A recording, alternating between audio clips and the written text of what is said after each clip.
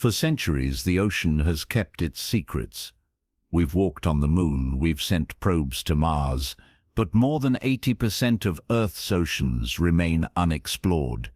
What's hiding down there in the darkness we cannot see? Recently, scientists detected something strange, a signal pulsing from the deepest trench on Earth.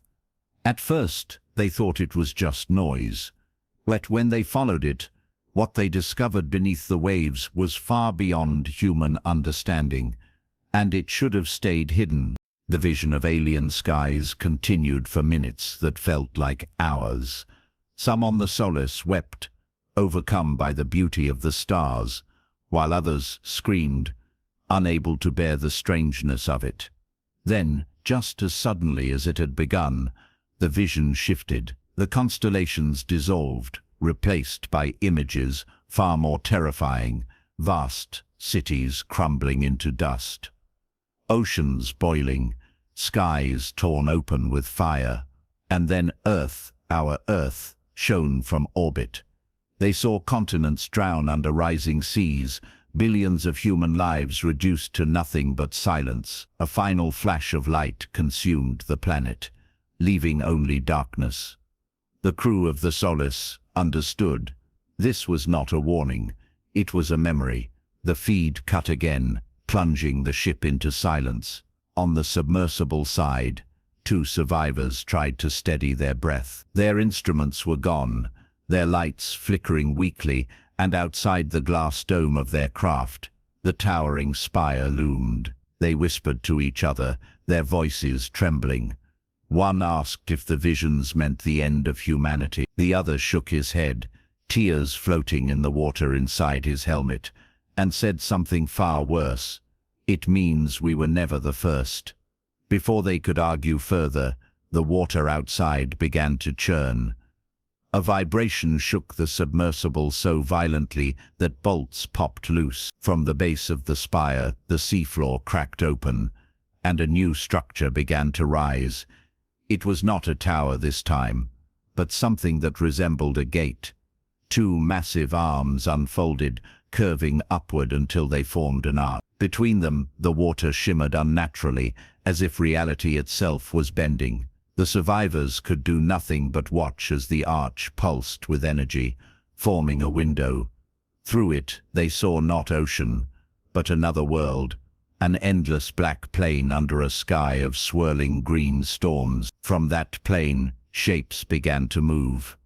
Countless shapes, an army of towering beings like the one they had encountered earlier, marching across the void toward the gate. For a moment, the survivors dared to hope the water pressure, the crushing depths, the sheer force of the ocean itself would keep the gate sealed. But then, with a thunderous groan, the first of the creatures stepped through. Its massive form rippled as it passed the threshold, adapting instantly to the ocean. Others followed. The gate was open. On the Solace, alarms wailed. Sonar screamed as hundreds of contacts appeared, swarming upward from the trench. The captain shouted for the military escort to engage. Torpedoes were launched. Railguns fired. Explosions shook the sea, but the creatures did not die. When struck, their bodies burst into light and reformed. Unharmed, the weapons humanity had built for war meant nothing against them. The crew watched in horror as entire submarines were crushed like toys, dragged into the depths by unseen hands. Desperation set in. The scientists begged the captain to retreat, but the engines of the Solace refused to start. Power drained away, siphoned by the structure below. The linguists, frantically analyzing the repeating phrase, "You should not have come," finally decoded something else buried deeper in the signal. It was not a threat. It was a law, a boundary, a message older than civilization itself. This world was never yours. One of the scientists broke down sobbing. He said he understood now. Earth was not humanity's home. It was theirs. We were squatters in a world that belonged to something far older, far greater. And now they had returned to reclaim it. As the Solace rocked violently in the waves, the gate below pulsed brighter, wider. until it stretched across the entire trench. From it, a colossal shape emerged, dwarfing even the spire. The water boiled around it, steam rising to the surface. It was not a creature, nor a machine, but something in between, an intelligence, vast and incomprehensible. Its surface writhed with millions of glowing eyes, each one staring in a different direction. For the briefest moment, every human mind on the Solace felt its gaze. Memories surfaced unbidden, childhood fears, moments of shame, secret desires, all exposed to the thing in the deep. Many collapsed instantly, their minds shattered. Others clawed at their own skin, desperate to escape what they had seen inside themselves. The captain, trembling, gave one final order: transmit everything, the recordings, the visions, the signals, all of it. Send it back to land, even if they didn't survive. The communications officer obeyed, hands shaking as she activated the uplink. For a moment, the system sparked to life, and a signal raced toward the surface. But the being noticed, its countless eyes focused. The ocean itself seemed to freeze, and the ship fell silent. Then, without warning, the Solace imploded. The pressure crushed it in an instant, scattering fragments into the dark. Yet the signal made it through. On land, scientists received only fragments of the transmission, corrupted by interference, a jumble of static, alien symbols, and a single phrase repeated in a voice not human, not machine, but both. The cycle begins again. Governments tried to suppress the recording, labeling it a hoax, but the damage was done. Across the world, strange phenomena began to occur. Tides rose higher than predicted, storms gathered in patterns that defied physics, and in certain places, along the coast, people began to vanish. Entire villages swallowed by the sea overnight, leaving no trace but abandoned houses, and the faint hum of the signal in the air. And then, in the dead of night, thousands of miles from the trench, people standing on the shore saw lights beneath the waves. Not ships, not submarines, towers, rising.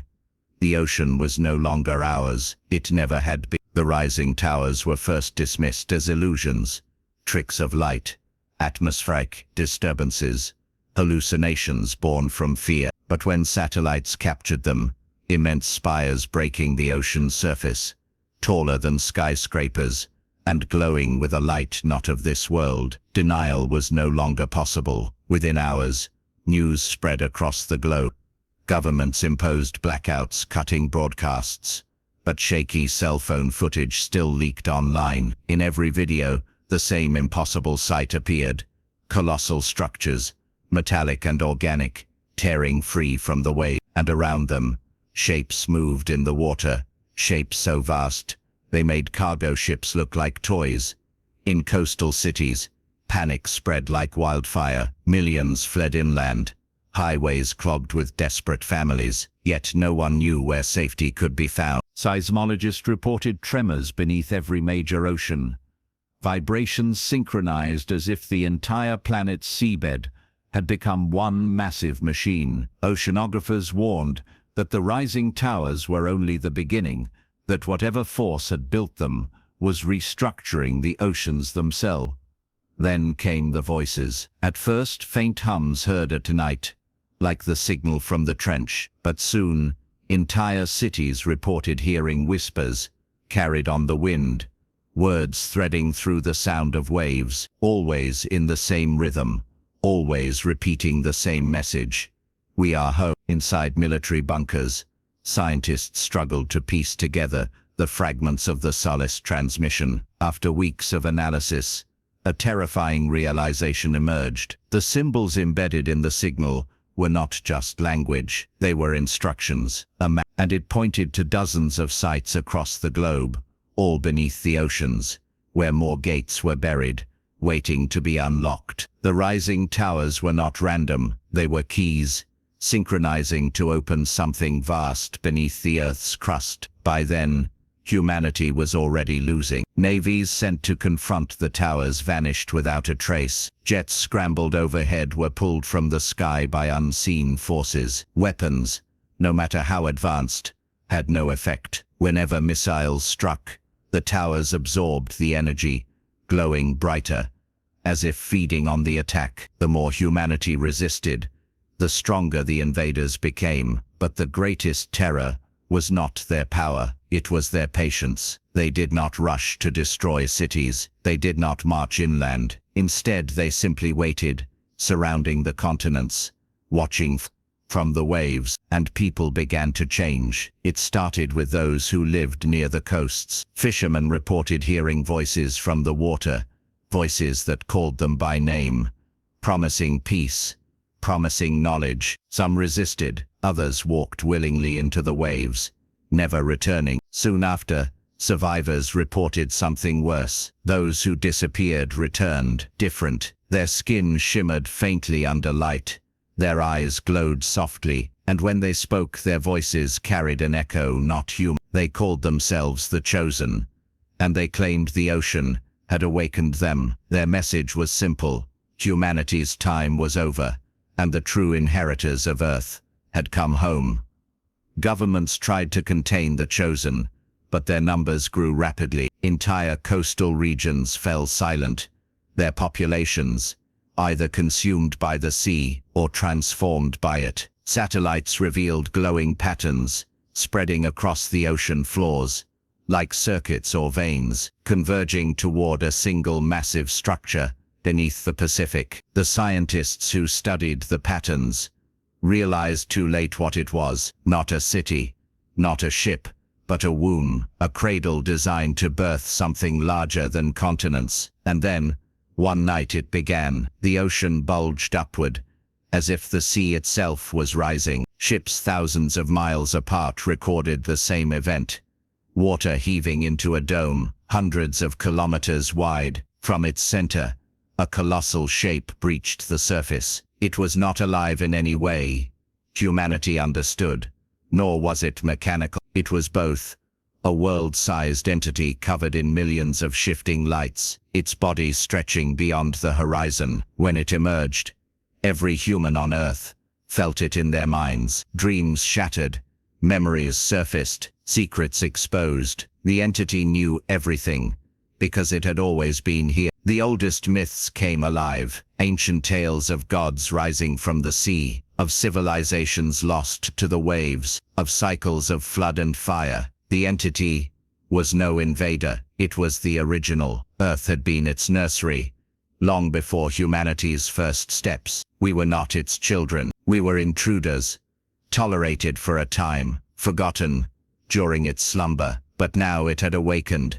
and it remembered what was rightfully its. In the days that followed, the seas consumed the coasts, towers spread further inland, carving rivers where none had been before. The Chosen multiplied, guiding humanity into the waves, whispering promises of a new existence. Resistance dwindled, nations fractured, and through it all, the signal pulsed across the globe, steady, rhythmic, undeniable. Those who survived long enough to hear its final broadcast described it the same way: not a threat, not a warning, but a declaration spoken in every tongue at once. This world was never yours. The cycle begins again. Beneath the endless blue of the Pacific Ocean, far deeper than sunlight has ever touched, lies a world humanity has barely explored. Scientists say we know more about the surface of the moon than we do about the deepest trenches of our oceans. It is a place where pressure can crush steel, where strange creatures glow in the dark, and where the silence itself feels alive. For centuries, explorers have spoken of strange signals rising from the depths, patterns of sound that could not be explained by whales, earthquakes, or submarine activity. These sounds were dismissed as anomalies until one day, a research vessel named the Ardent received a signal that would change everything humanity thought it knew about its place in the universe. The signal was unlike anything they had recorded before. It wasn't random. It carried rhythm, repetition, and something that resembled structure. At first it sounded mechanical, but hidden in the low frequency was something more.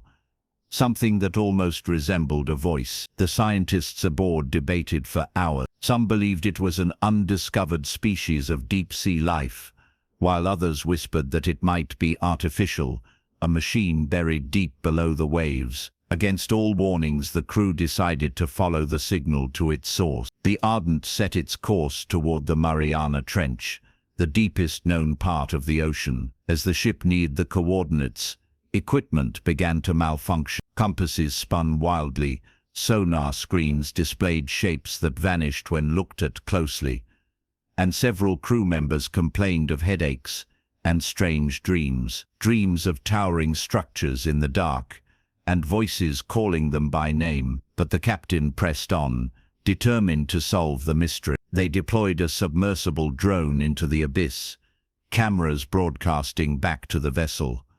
At first, the drone revealed only blackness. The deeper it went, the more the crushing pressure distorted the feed, until suddenly the darkness broke. A vast metallic surface stretched across the seabed, far larger than any submarine, larger even than an aircraft carrier. The crew gasped as the cameras panned across what appeared to be a wall, adorned with symbols glowing faintly in the deep. The ship was not a wreck.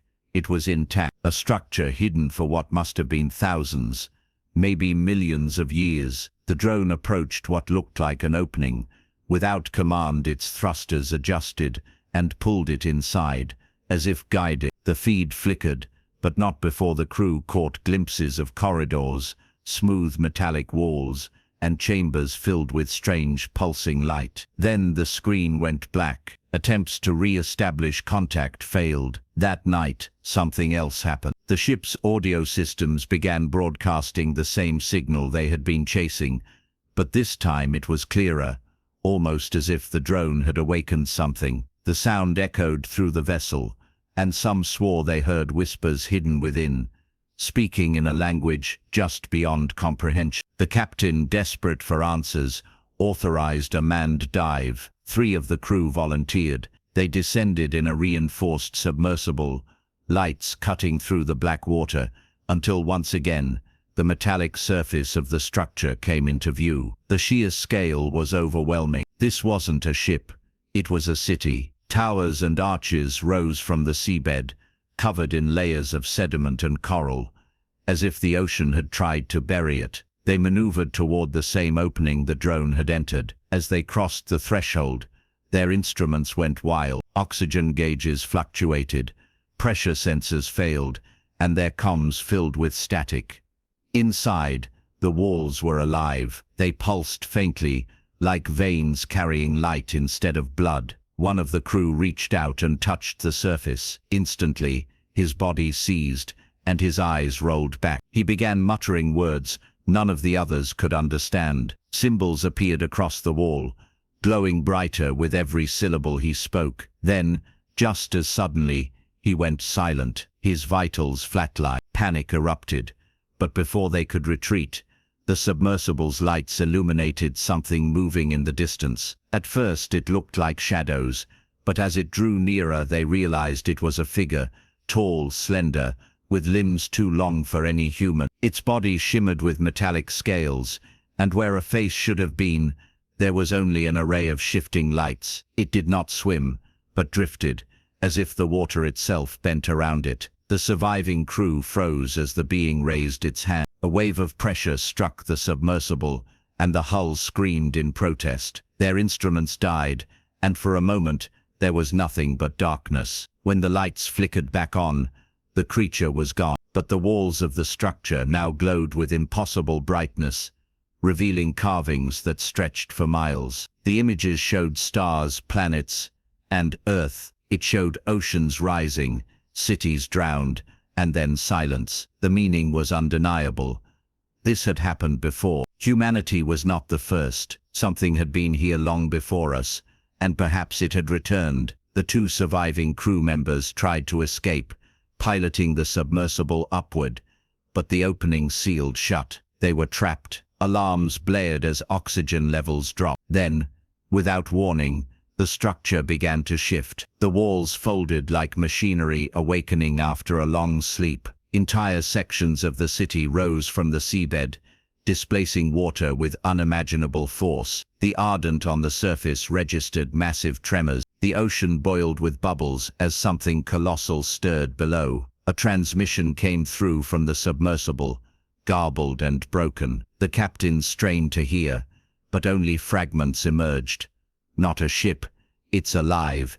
It's been waiting. Then silent. Moments later, seismic activity ripped through the trench. The ocean erupted as waves struck the Ardent. Instruments picked up a massive object, ascending, but before they could react, the signal cut off entirely. Weeks later, rescue teams found the wreckage of the Ardent, drifting in the Pacific. No crew was recovered. All that remained was a single recording, a corrupted audio file filled with static, except for one chilling phrase repeated over and over, in a mechanical yet almost human voice. The cycle begins again. Since that day, new signals have been detected, stronger each time, rising from different parts of the ocean. Some scientists believe they are warnings, others believe they are invitations. But one thing is certain, something vast, ancient and intelligent, lies hidden beneath our oceans,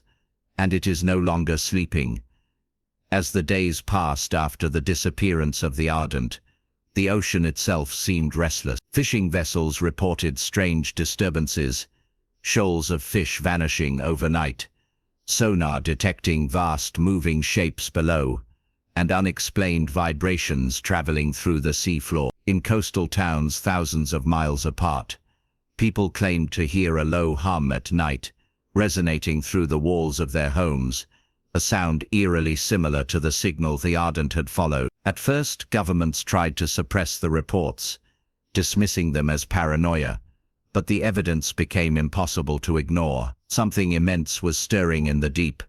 In response, a joint international expedition was formed. The vessel they sent was larger, stronger and equipped with the most advanced deep-sea technology available. It was called the Solace. Unlike the Ardent, the Solace carried a military escort, submarines armed with torpedoes and railguns, designed to withstand the crushing depths. On board were not only scientists, but also military officers, linguists, and cryptographers tasked with decoding whatever messages the structure might contain. Many of them had studied the corrupted audio recovered from the Ardent, and though much of it was indecipherable, they were convinced it was not random. Hidden in the static was mathematics, a universal language, patterns far beyond human design. The Solace arrived at the coordinates where the Ardent had last been seen. The water here was darker, heavier, as if the ocean itself resisted their presence. Instruments once again malfunctioned. Compasses spun, pressure gauges clicked between impossible numbers. Some of the crew began to feel sick. They described headaches,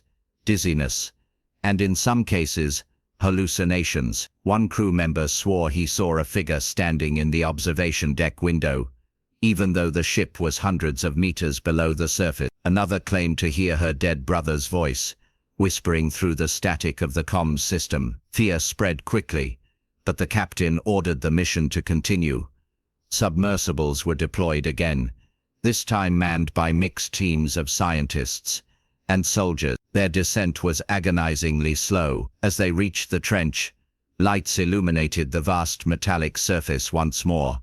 But something had changed. The structure was no longer dormant. Sections of it now pulsed with bright rhythmic light, like a heartbeat. Massive cracks had opened along its surface, releasing streams of bubbles that hissed upward like exhaled breath. It was clear the city beneath the sea was waking up. Inside the submersible, the crew sat in stunned silence as their floodlights revealed entire avenues of architecture, pillars, arches, and domes that stretched as far as the eye could see. And in the center, towering above everything, was a spire. Unlike the rest of the structure, the spire glowed constantly, beams of light shooting upward, piercing the dark water like a lighthouse. As they drew closer, their instruments picked up vibrations, frequencies that resonated not only in the machines, but inside their own bodies. Some clutched their chests, others bled from the nose. It was as if the sound was rewriting them on a cellular level. Suddenly, the communications link crackled. It wasn't static this time. It was a voice, not English, not any human tongue, but rhythmic, deliberate, and impossibly vast. Like it came from everywhere at once. The linguists on board the Solace scrambled to record and analyze it. The words repeated, growing louder, more insistent, until one phrase emerged clearly in dozens of human languages, perfectly translated, echoing inside their minds. "You should not have come."